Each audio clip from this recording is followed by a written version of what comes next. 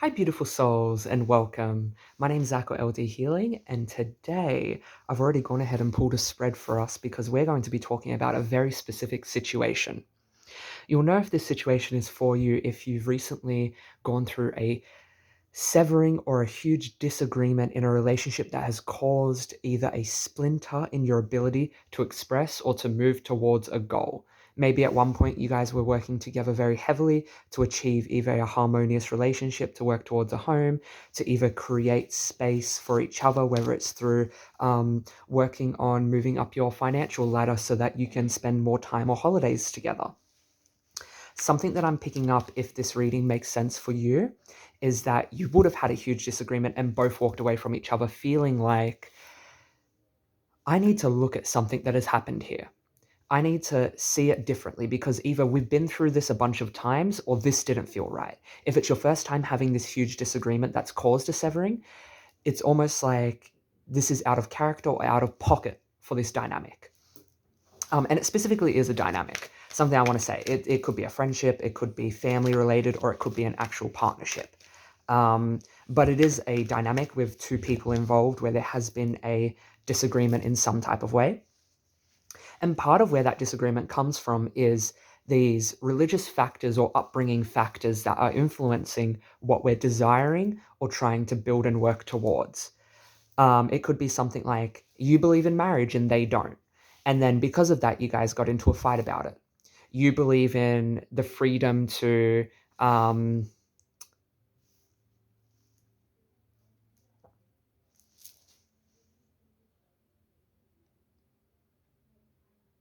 you believe in the freedom to move toward no.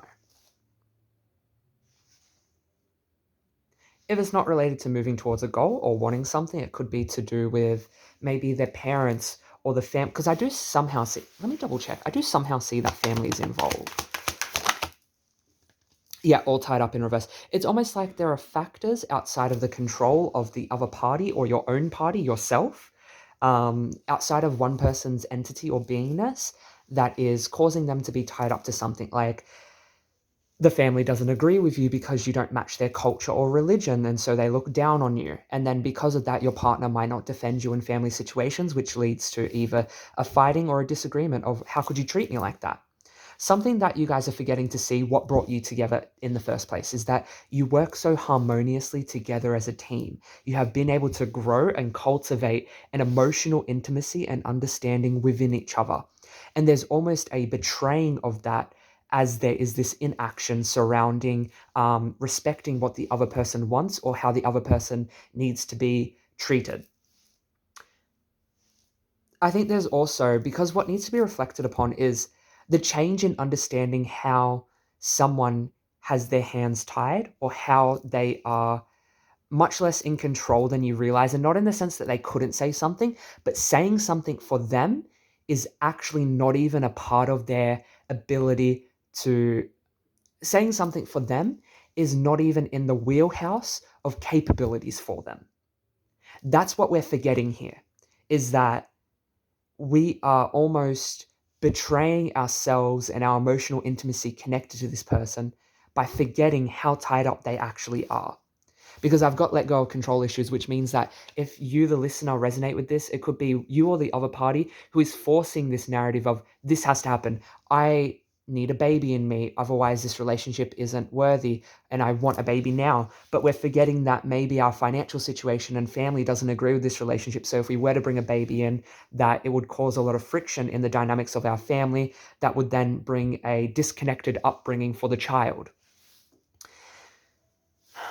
Something that I do want to say is that your relationship is going to reconcile if you are in a space of disconnectedness where you aren't communicating. You guys are going to have a second chance where you're going to be able to come together and bridge that gap of understanding. That is something that I really want to highlight.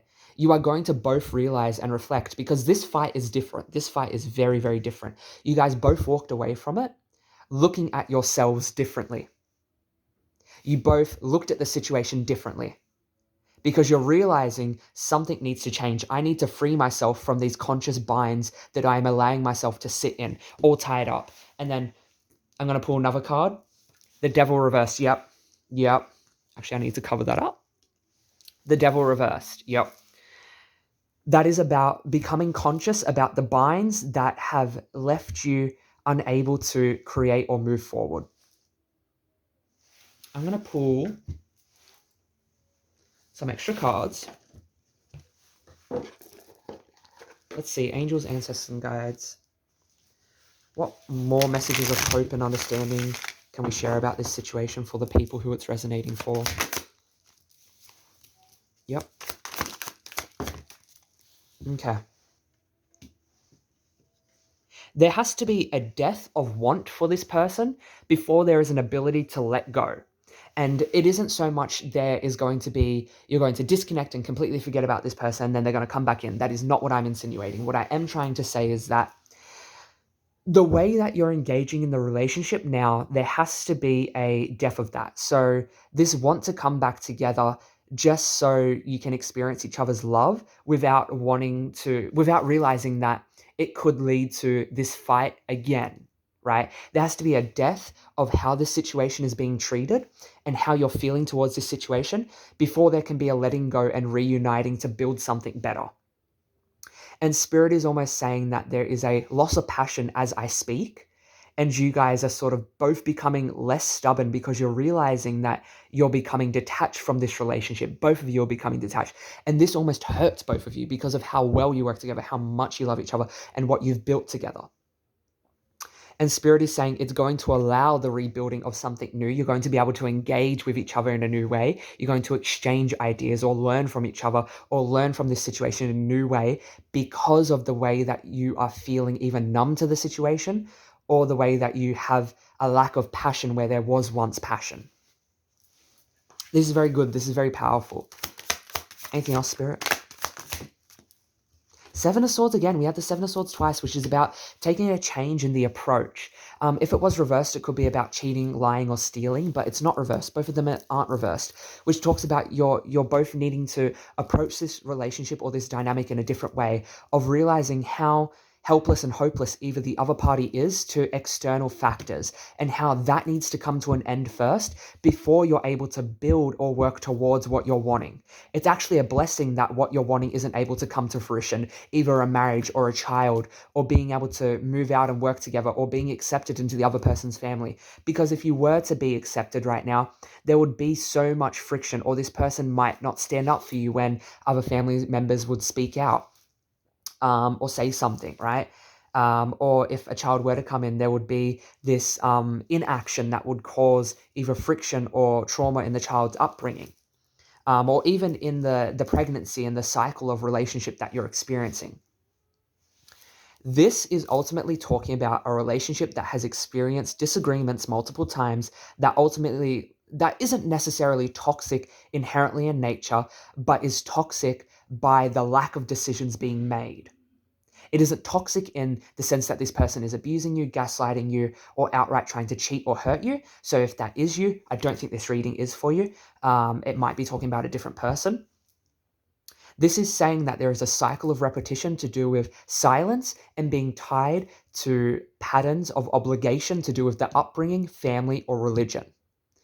Because that is what my religious factors card means to me. It could also be the direction you're both wanting can't come to fruition because you want something else to the other person. This person wants to work on their career while you want to work on family. You two aren't able to come together. But I do see something very positive where this person is able to overcome their mental, their mental binds. Because this most recent argument or separating has caused them to look at themselves and look at the situation that they're in. Because it pains them, it hurts them. All right, my beautifuls. I think that's it. I'm going to pull one more card. Yeah, look at that. To round that off, I pulled it off the top. The Hermit. Look at that. That really encompasses the whole message. There is a reflection and introspective phase that this relationship is going through. And that is what is most important for you to listen to and hear right now, is that both of you are doing something that you may have not done before, where there is this huge reflectiveness and unforgetfulness regarding the decisions and words that have been shared, which is leading to the ultimate evolution of self, which is going to allow a new unfolding in this relationship. This is so beautiful, my lovelies. I know it isn't a beautiful thing to talk about, but it is a beautiful thing that you're both unfolding and working towards. I hope that made sense. If it did, you can always book a reading with me if you would like something more, or just leave a like. Look, on the back of the deck, Two of Cups. You guys aren't on the same page right now, but you're going to be, because Two of Cups is my soulmate card. Wow, this is, wow. Wow, wow, wow. I'm sending you all so much love. Mwah. Until we meet again. Bye.